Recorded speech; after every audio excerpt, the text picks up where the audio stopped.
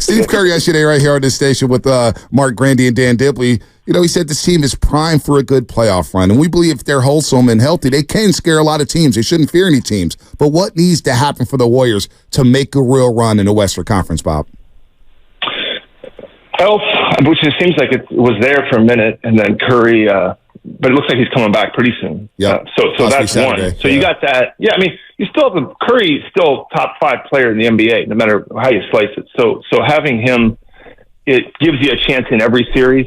I think the starting lineup they got going has been working. Matchups, there's matchups that are better for the Warriors than others. And you guys know, you could probably see that. People listening can see that, the pathway to getting there. So, look, I don't think the Warriors fear an opponent and say we can't beat a certain team. And that's great. They got great experience. They got championship coach, championship team, championship players. I just don't – you just want to – if there was a way to make it out of the play-in, it just makes your path easier, right? It's not that the Warriors can easily get out of the play-in. Right. You win a few games, you're out of it. But as you guys know, the toll, you want to play as few playoff games as you can to get to make big runs. It's exhausting. It's taxing. And so I think this team has the opportunity to do it. I don't think there's a series where you put them up against anybody and say Warriors can't beat this team. But it's not going to be easy. Right. But that's okay, right? It's not like in 22, there was Denver was a little banged up, but that Memphis team, that was a tough, that was 6-game series. That wasn't easy.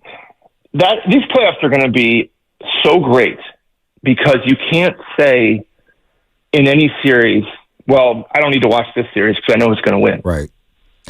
Maybe Boston's round, but even let's say Boston goes up against Philly with Embiid in the first round. It's tough. They don't want that. Yeah. Miami, if they meet Miami's giving them problems. Yeah. It does have a March Madness feel to the NBA this season. Yeah, exactly. You don't want the Warriors in the first round. And people may not want to hear me say this, but people don't want to play the Lakers either in the first round. You don't want to play LeBron, Anthony Davis. No. And so I think as a fan, obviously, I want the Warriors to do really well, so I hope they get the right matchups and favorable matchups and they're healthy. But take away that part of it, I've never been more excited to watch the NBA playoffs because you don't know what's going to happen. And I think we'll see a lot of 6 or 7 game series, which are the best, right? Mm-hmm. I don't think there'll be a lot of sweeps. So it's definitely not in the West. This last stretch of Warriors games are so important that even the stretch. Remember the stretch runs? We used to go like 8-8 in the last 16 and still be the ones. It was just hurry up and get to the playoffs. These games that are coming down the pipe. These are all important. What was the biggest disagreement? You, Steve Kerr, whoever. What was the biggest disagreement? Whether it was a player, rotation, draft pick. I don't want to ruin relationships, but I want to know, what was the biggest point of contention in terms of, and no one could agree on something? What is that? Man, we did think, geez, I'm trying to think of that one. There isn't one that was where people were slamming the table and I'm out of here if you do this. We were pretty good at collaborating on stuff, Joe. We didn't have one knockdown, drag out. Steve wanted. It was well documented. There was the Avery Bradley GP2 argument a little bit. Was that more for the players? Was that players against the front office? There was a game. There was a game where even Curry, who's the nicest. You guys know who he is. Best human being alive. He's going to run for president, apparently. Are you on that ticket? I'll vote for him. Yeah, you on that ticket with him? He seems to be better than the candidates we have right now. I don't want to get political. Campaign manager. Right. Yeah, I'll organize the San Francisco district, which would be the easiest job in the world, right? Seriously. So Curry was a little bit on Avery Bradley, and we were playing the Lakers. And I told Steph, because Payton was hurt. Gary was hurt in training camp. And so he didn't really have a chance to make his case. So I told Steph, I said, why don't we just talk after the game? And we were at the game on the road playing the Lakers. And Gary came back and played. And I think he had a minute restriction. It was a preseason game.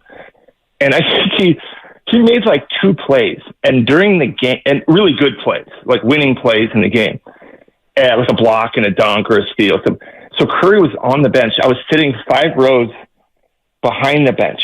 So Curry stands up in the second quarter and turns around and mouths like, "Yeah, maybe you're right." He looked at me during the game, and so we were laughing. So Steph did come around even on that point, like with so it wasn't like it was some big contentious thing. But Joe, I don't have one. I wish I had a better story for you, but we were pretty aligned on most stuff.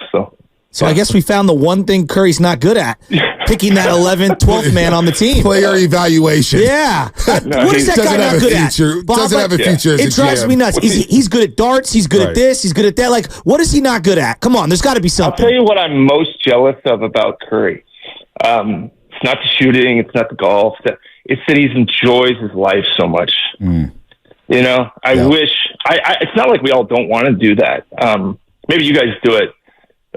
Maybe you've got that part figured out. I would tell him too. I say, Steph, he just has so much joy inside of him. I think that's why people like him so much. Right. And he's so great to be around. It's real. And so even if I wasn't in the NBA, no matter what you do, if you were, whatever job people have, like, to bring that much joy to what you do is pretty unique. That's the best thing he does. What can he not do well? Maybe like the 15th guy on the team. Right. What a tough thing to be bad at. I don't know who the 15th guy on the NBA. It's all right. We got Farhan for that.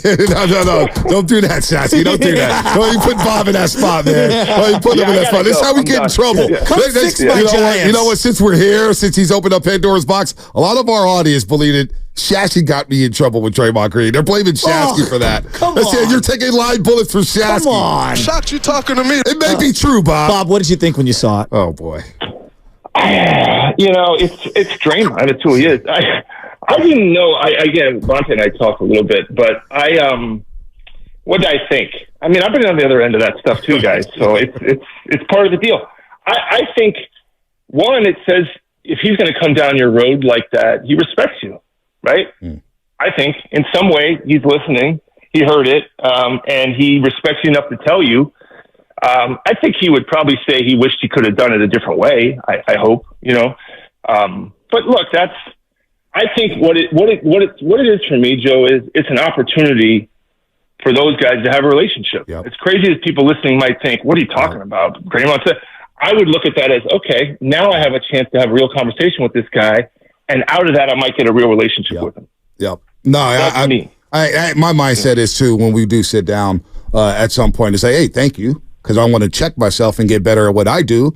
And whatever I said, we apologize and we move on as grown men, and we'll be better for it in the future, because Draymond's treated me like a professional every step of the way since he's been here. And even his mom, Mary Babers Green, she came out with us during that NBA Finals series after Game 3 and spent 30 minutes with us. She was like, I don't know what he's doing out there. She was like, Draymond. She was like, I don't know what Day-Day. What's going on with Day-Day? I got to talk to my son, but it's all good, man. It's something that we'll never forget. It was a lot of fun. We got a lot of laughs at it, and we move on. But the most important part is the Warriors getting on the run here and try to get to the playoffs. But Bob, this is special, man. It's always fun talking to you. We appreciate it, man. We always, you're so well-spoken. We pull for you wherever you go, whether it's the Commanders, consulting them at ESPN, and you're always thorough with us and straightforward, man. So, Bob, we miss you. It's always good to catch up with you, man. And what a moment for you last Wednesday at Chase Center to have your daughters hit you. I knew that was a surprise, but the video tribute we knew was coming, but your daughter's coming out there and making you tear up, man. That was a very cool moment for you, man, and it was well-deserved.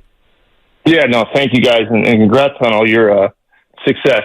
I'm happy for both of you guys, so keep it going. Bob, absolutely, this is now my opportunity to work on our relationship. If you ever need somebody to help co-host that podcast with you, I will leave Bonte in 10 seconds. He would I'm available after 10. He would too. He's actually available after 10. What happened to the podcast? What have you done? One episode? Where I subscribed. I did like 10 of them. It's not about trying to be, huge. Those take a lot of work. I just wanted to talk to people I respect and like. So who knows? Those are hard. You do them. They take a lot of.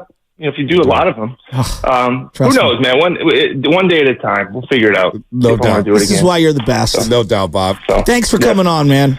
All right, guys. Thanks for having me. Anytime, Bob. Appreciate you, Bob. Bob Myers, President of Basketball Operations. That was great. We're supposed to only